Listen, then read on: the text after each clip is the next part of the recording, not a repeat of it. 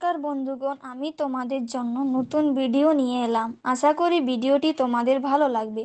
ভিডিওটি ভালো লাগলে লাইক, কমেন্ট, শেয়ার এবং সাবস্ক্রাইব করতে ভুলবেন না। আর এই রকম ভিডিও বানাতে চাইলে এলাইট মোশন অ্যাপটি ডাউনলোড করুন। লিংক নিচে ডেসক্রিপশন বক্সে দেওয়া আছে। পুরো ভিডিওটি দেখার জন্য তোমাদের সবাইকে ধন্যবাদ জানালাম।